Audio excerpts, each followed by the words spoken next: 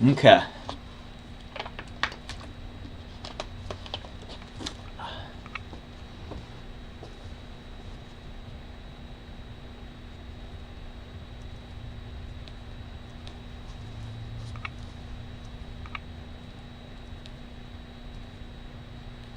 So I guess what I'm going to do is just start talking before I have any viewers. All right. So, good morning, guys. Or morning. This is actually the evening. Today is the 21st of January. This is 2025. And this is my second live stream for hopefully continuously the next next several Tuesdays for however long I think I can get this going. Today, I want to actually use my whiteboard and talk to you a little bit about scales. I want to show you how scales work on the mountain dulcimer today, and I also have this music theory workbook. And my goal today is to do maybe a page at a time with this music theory workbook and turn around and take a look at the whiteboard and put our work visually here so we can see how everything works together, considering the dulcimer. So today I've got this music theory workbook out. I put it on my website. It's called the Music Theory Workbook for All Musicians by Chris Bowman, and it's a Hal Leonard book as well. And so the idea with this book is you can learn as you go, and there is the answers at the back of the book. But at the beginning of the book, it's really easy. And today, I want to kind of go over scales. You might already know this. You might already know do, re, mi, fa, sol, la, ti, do from the movie The Sound of Music. But we've got to start somewhere. And that's just how I see it, really. So the beginning of this book, I'll just tell you, I'll kind of go over the table of contents with you. Essentially what it's saying is we're going to look at major scales. Then we're going to look at minor scales. And then after that, they start talking about different chord configurations and so on and so forth. So this, I might not go through it word for word, of course, but I'm going to glean information from this thing. And if you ever want this book, I highly, highly, highly recommend it. So we're going to start off today with what I think is the basics, and that's a scale. So we're going to think of this for a second as if it's a ruler. Okay? A ruler, if we're looking at the imperial system, we have like an inch, and then we have like a foot. We also have yards, and so on and so forth, right? I've been kind of training my brain to do the metric system lately too, but so in this respect, you have so much increment of distance. In respect to time or money, let's go for money. You have a quarter, you have a $50, you have 75 cents, you have a full dollar, and you're going by increments. Okay, so when it comes to music, you're also going by increments. And I think it's interesting to look at the stuff on the YouTube about the like the graphing and the diagrams and stuff like that, but sometimes that gets way over my head. So what I'm going to do, just like all the other folks did was create a system called do re mi fa sol la ti do. It's a lot easier. It's very layman. So you got do, re, mi, and I think mi. I'm just going to say mi is like that. So fa, so, la, and ti, and of course do would come next.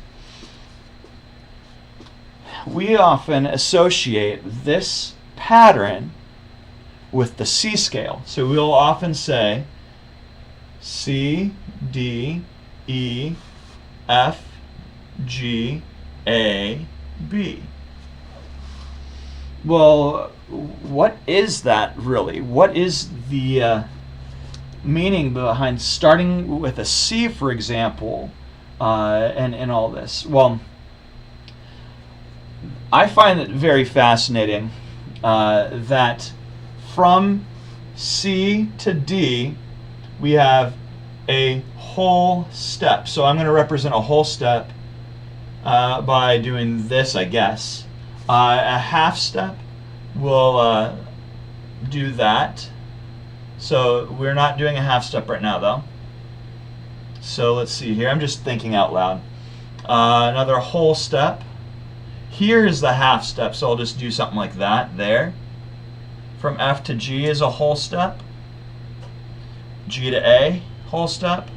A to B, whole step. And then, of course, we have B to this C, which would be a half step right there.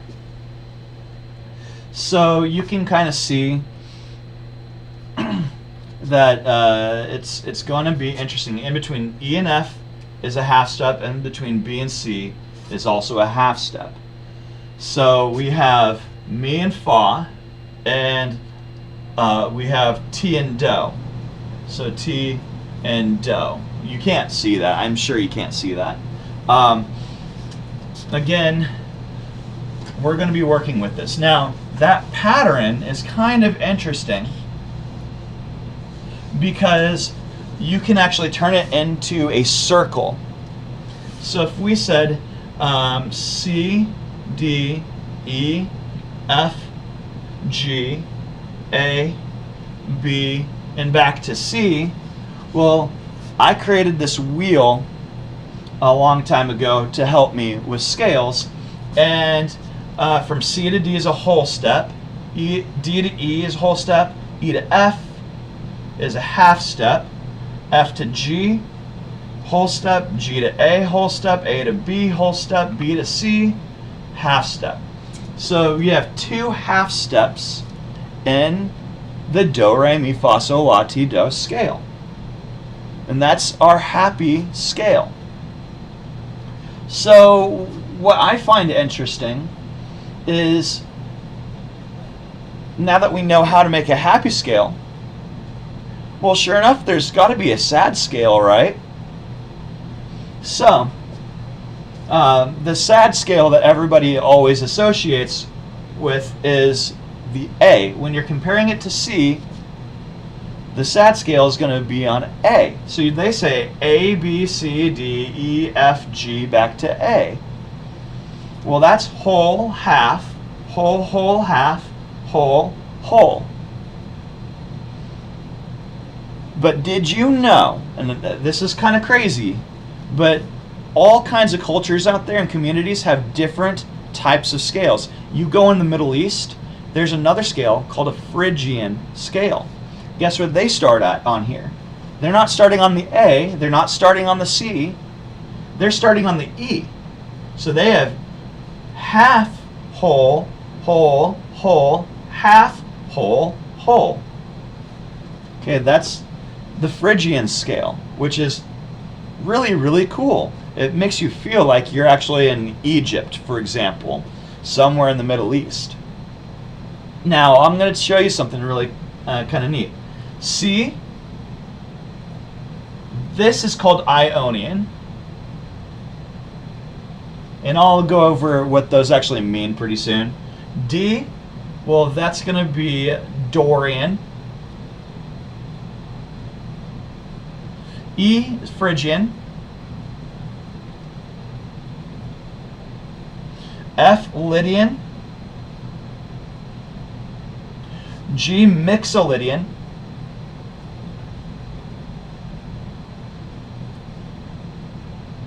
A is Aeolian. And then B is Locrian. Now, these 7 different words might not mean anything to you, but I'm going to show you something really interesting, okay? These 7 different words are actually Greek and Turkish tribes. And the analogy that I give for everybody is this. I say that there's 7 different tribes and they will have 7 different armies, and there's going to be 1 leader per army. So we have Ionian, that's going to be a happy tribe.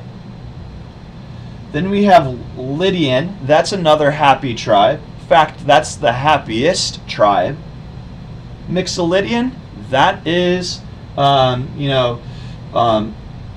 of less than the middle. So we have happiest, then happy, and then kind of, kind of okay. It's okay happy. And in fact, Mixolydian, that's in your Celtic music. That's the sound that you get in the Celtic music. Now let's look at the sad tribes. Those sad tribes, we have Dorian, Phrygian, and Aeolian. We already discussed Phrygian, that's more the Middle Eastern sound. Dorian is kind of neat. You can hear that in jazz music. In fact, you can hear this all in jazz music. But then you go to Aeolian, and that's our typical minor sound that we hear today as well. They all stand out as they're just a beautiful, music. So then that just leaves out Locrian. Well, Locrian, that's the most sinister sound. Okay, so we have 3 happy tribes, 3 sad tribes, and 1 miserable tribe. Now, what's kind of interesting is this combination of letters C, D, E, F, G, A, B, C. All of these letters, or these little people, can have the opportunity to be the leader. If D is the leader, he just made the group of soldiers sad. If E is the leader, he also made them sad. If Lydian's the leader, then everybody in this group's happy. If G is the leader, he's okay happy. Aeolian's sad. Locrian, everybody's miserable. So I don't really think that I would want to be in the Locrian's army. Probably not a good idea, even though the music's pretty cool, So that's how modes actually work, and you can think of a mode as a mood. A lot of people don't like thinking of it as a mood because they think of a mode as in transportation, so boat, train, car, you name it, an airplane, so on and so forth. So anyways, what we have here is one set of scales. We actually have 7 different scales here. So instead of saying do, re, mi, fa, sol, la, ti, do, I could say re, mi, fa, sol, la, ti, do, re. And I just made everybody sound sad. I could say G, A, B, C, D, E, F, G. We're going to be talking about that one when we get into the mountain dulcimer. In fact, with the mountain dulcimer, the 2 open tunings that everybody likes to use is Mixolydian and Ionian. And really, they could be doing other things too, but we'll get into that later on as well. So let's kind of take a look at this.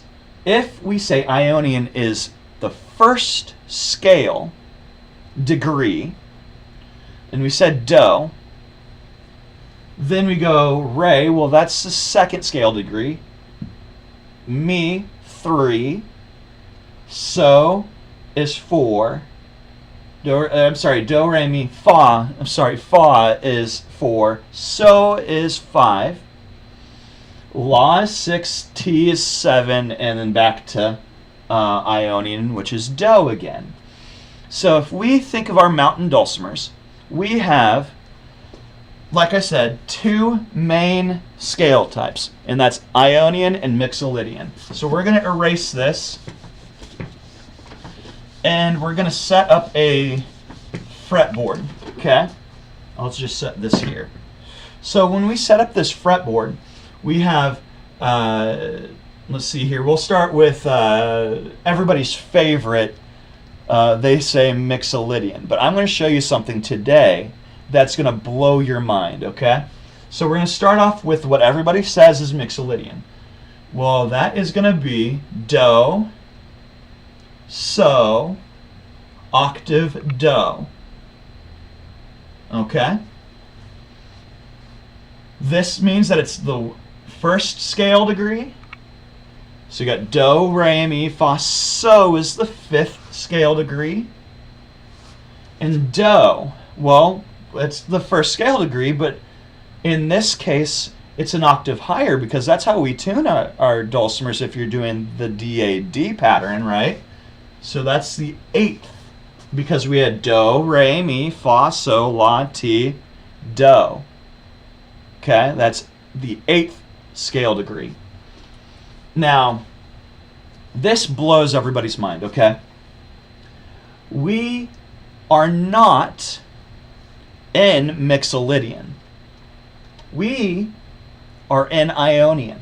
This is Ionian.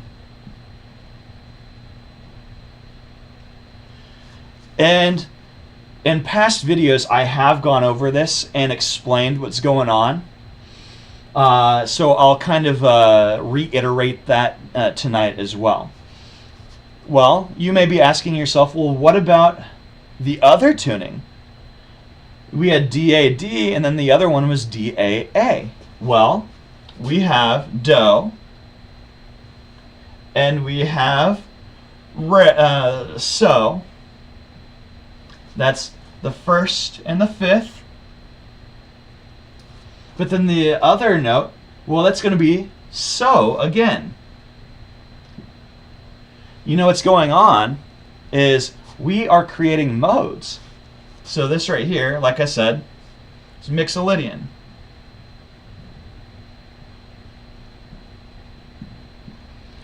It's dictated not by the first two notes. It's dictated by that last note that starts the scale in the open position.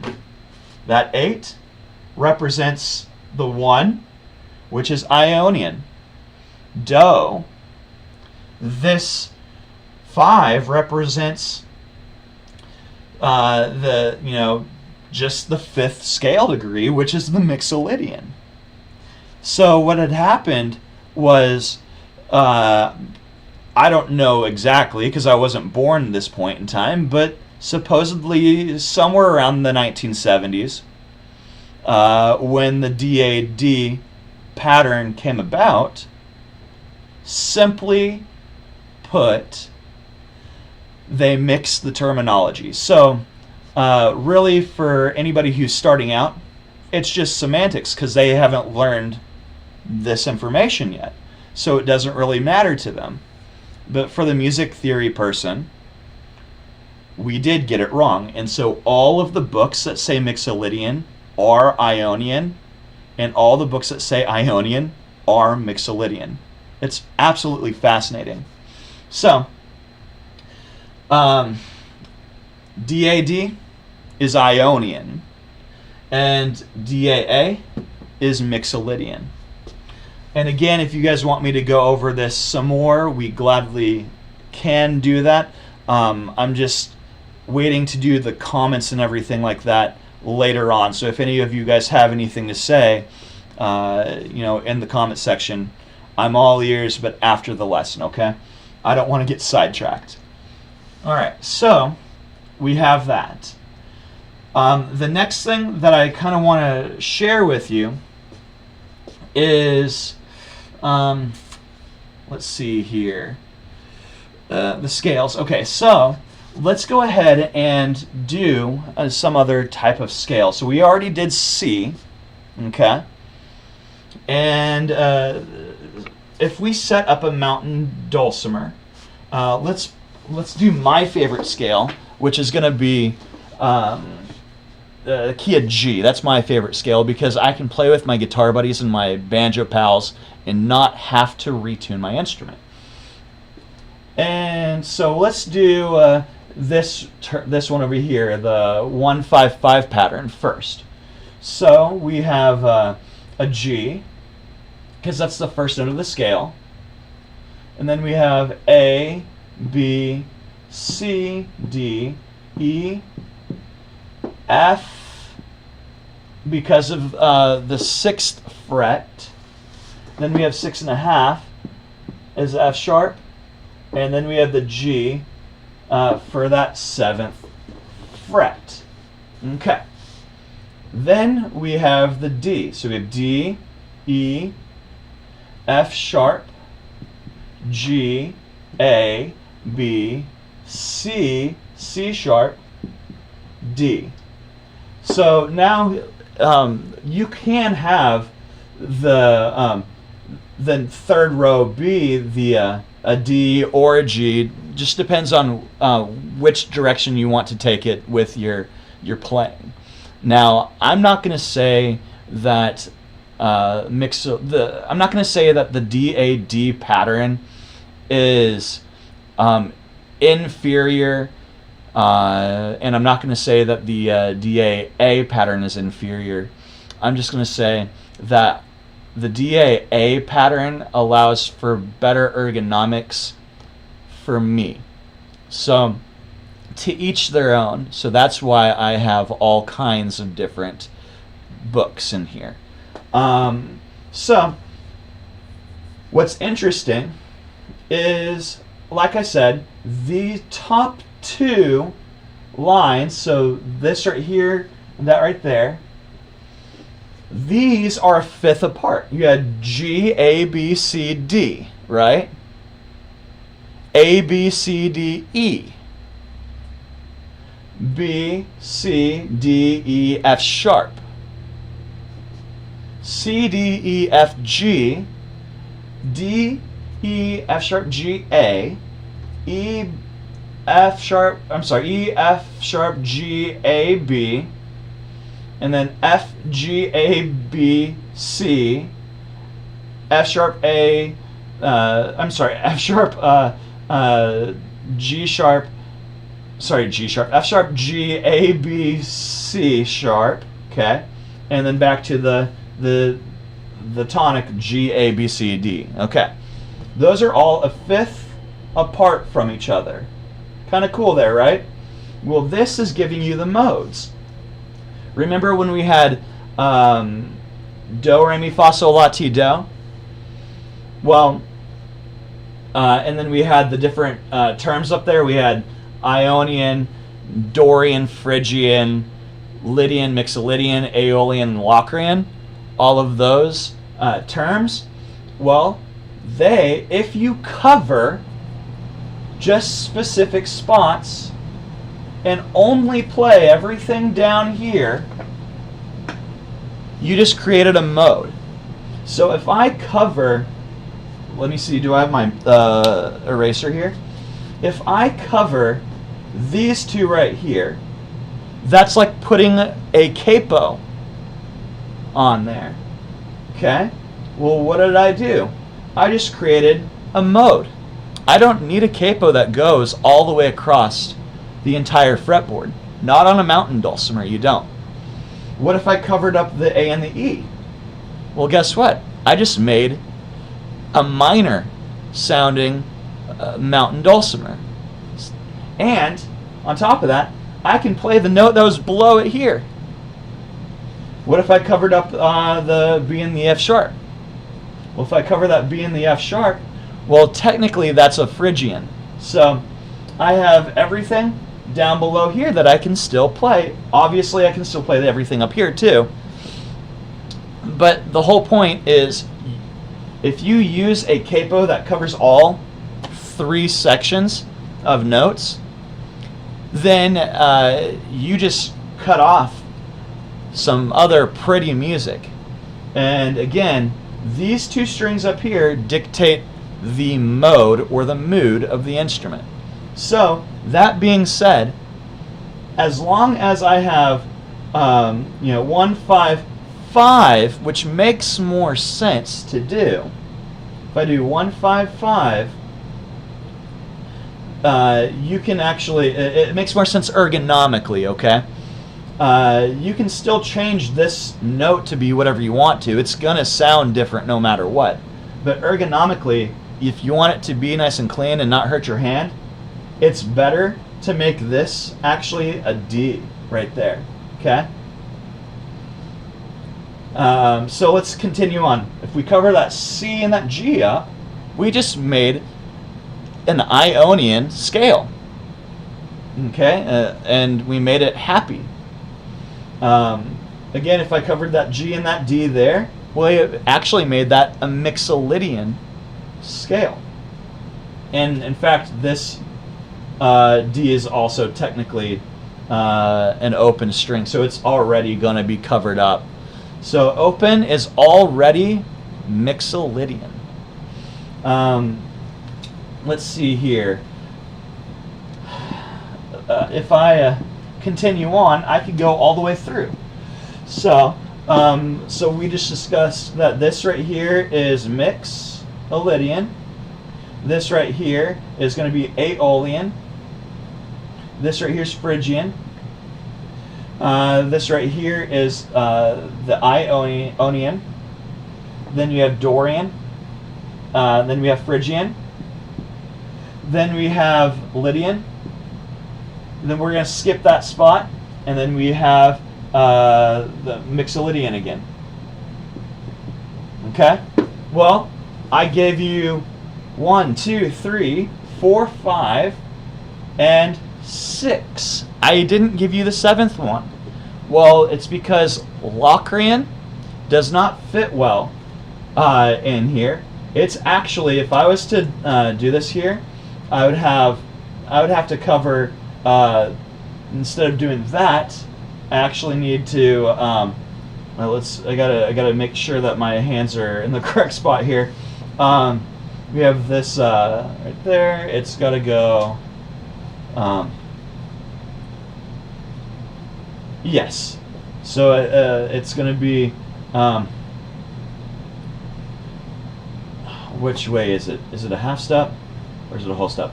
I think it's you go back one here. So yeah, the capo technically has to be a diagonal, is what it has to be in that circumstance, which is wild. And I think it's actually, I think it's this way. My brain's not working right now.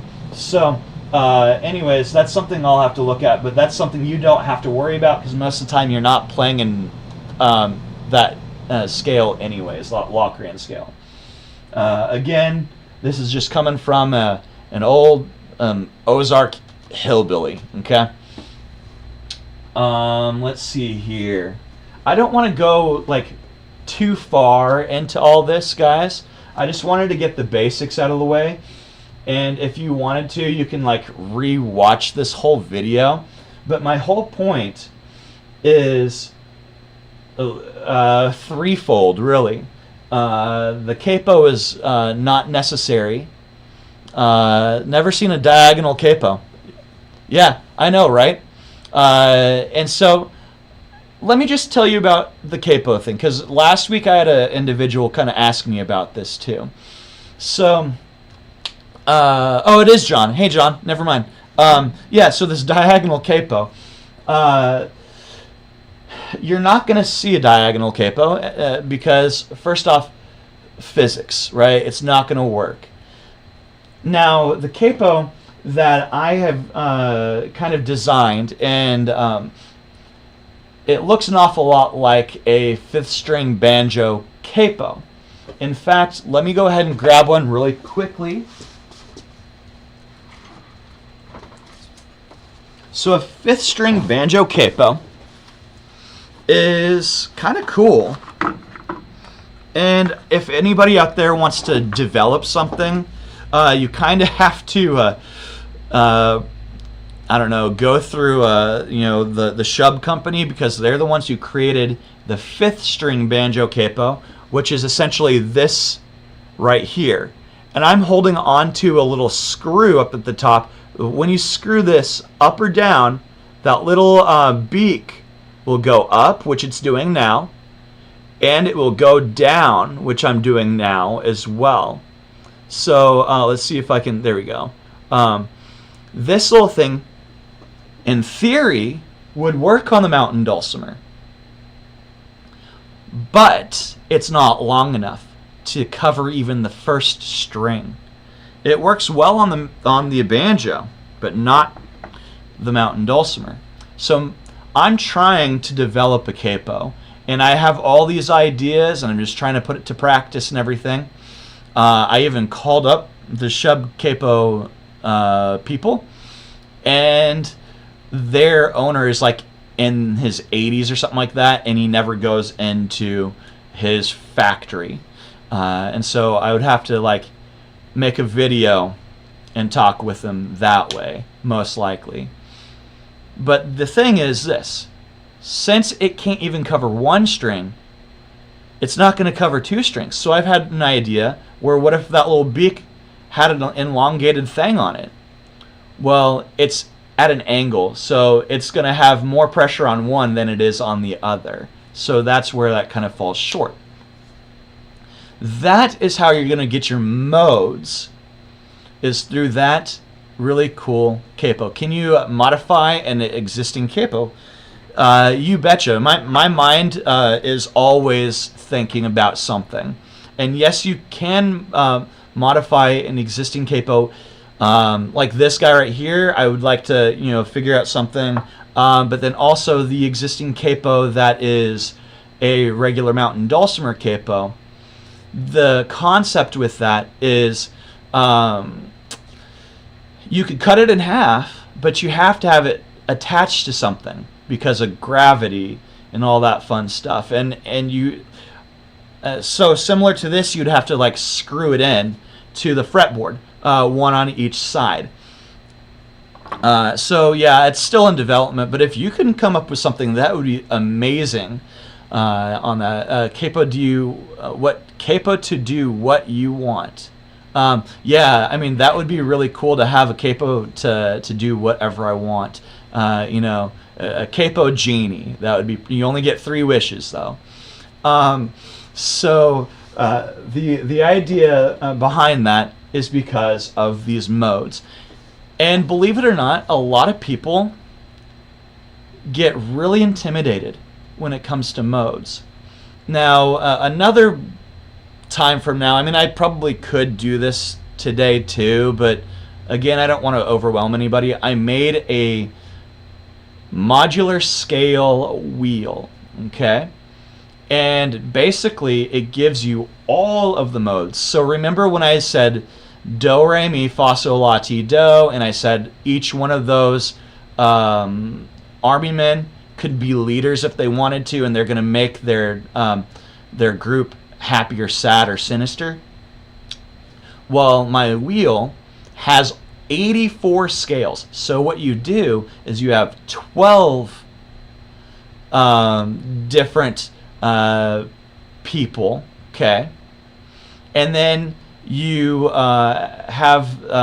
you connect lines, do, re, mi, fa, sol, la, ti, do, and then just detach that inner circle, and you can rotate it. You have 84 scales that way, which is amazing. And that's all the modal scales. That's 7 times 12 scales. And let's see here. Oh, I wonder, how long have I even been doing this? Probably not very long, I imagine. It's kind of, oh, well, I guess it's almost 6 o'clock. So I wanted to kind of share with you guys something very fascinating. And I am getting more comfortable with this, by the way. I feel like it's a lot better for me to have like a little mini lesson plan and then kind of communicate with everybody. I think that's a great way to do it. Thank you very much, John, for talking with me the other night.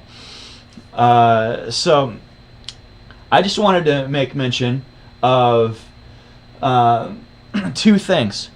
Last week's video here, I think I got 200 and some odd views, if I'm not mistaken, in that ballpark. And then I actually did a little video on Saturday. It was like a really small snippet video, like 30 seconds long or less, and it was a laser engraver that engraved my little mountain man. He's my little mountain man mascot for the store, and he already hit 500 and some odd views. He's almost at 600 views just since Saturday, which is amazing. I thought that was really cool. Again, thank you, John, for all those really good advice that you gave me the other day too. Okay, so I think at this point I will turn it over to you guys in the chat. And what would you like for me to talk about next? Of course, I'm still going to be doing this book here, okay? And essentially, I did go over the very first portion, and it was talking about a C major scale.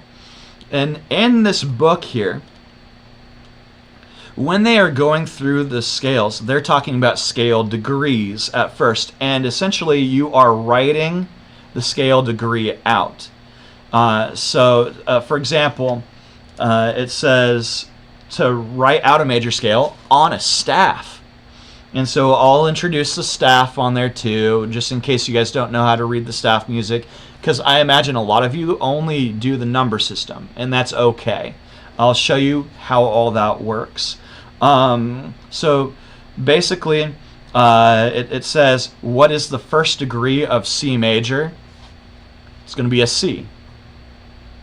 Then it skips around. It says, what's the third degree? Well, you got C, D, E. So the third degree is an E.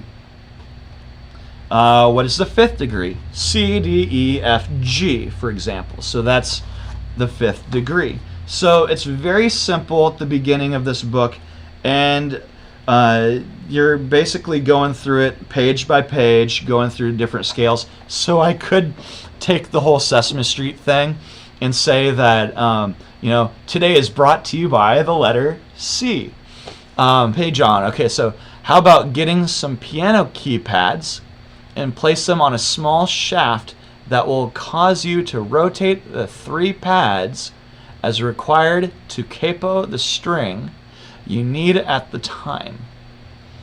So very interesting. How about getting some piano keypads and placing them on a small shaft that will cause you to rotate the 3 pads? The more ideas you give me, that grants me more experiments. So that would be something neat to look into, John. Thank you for that too. Whoever can come up with a really good idea is going to start a revolution in the mountain dulcimer world, because that allows many more people to play, and they will get to hear the different emotions of different cultures in the world, and not just be stuck with Ionian or Mixolydian, or the third favorite is Aeolian. So that's my goal, is to show people all that, and you can do it all with one finger if you didn't want to learn any chords yet.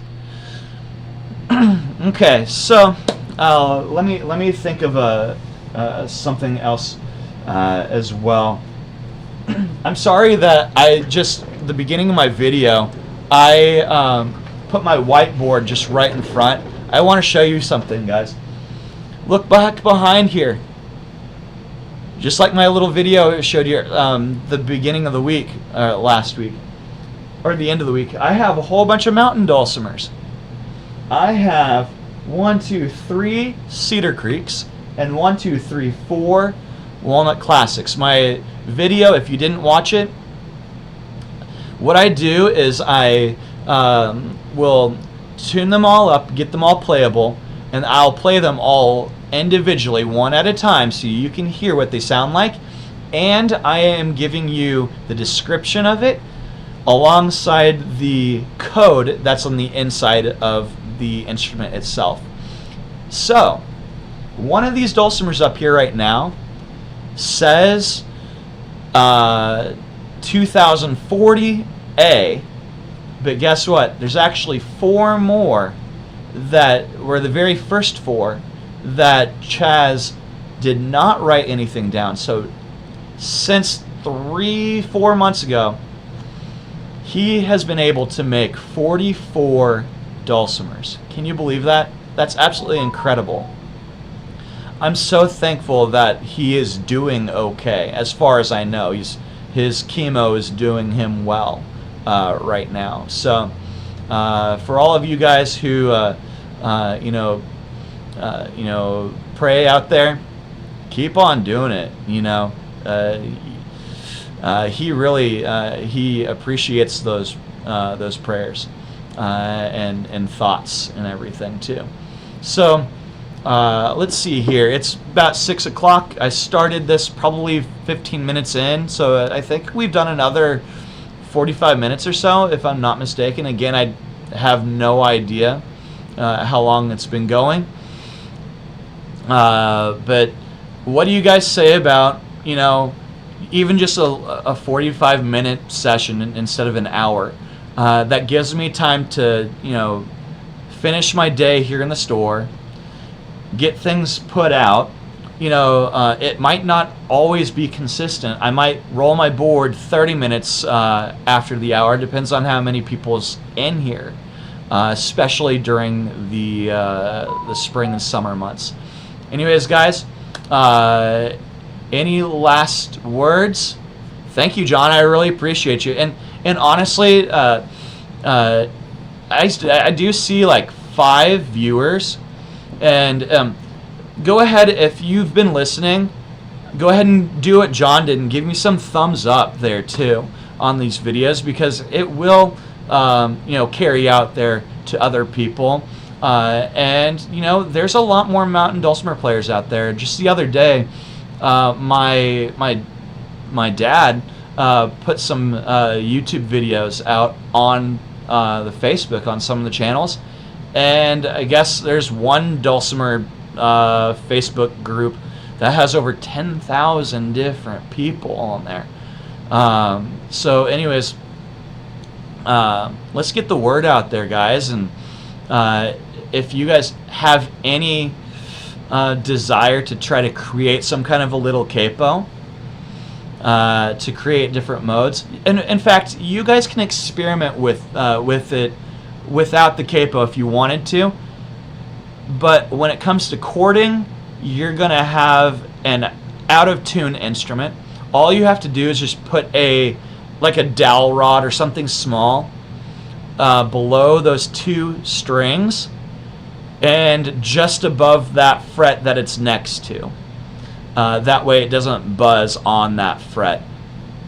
So it's a very easy experiment you can do, and you can play any kind of music. Now you might have to down tune it a little bit, because when you put the little dowel rod underneath those 2 strings, you are going to sharpen the instrument, those 2 notes. So have fun experimenting, guys, and I think I'm going to do this again, because this time I had a lot more fun. Guys, have a fantastic, blessed evening, and I'm going to go ahead and get some milk at the grocery store. Guys, take care. Have a blessed one, okay?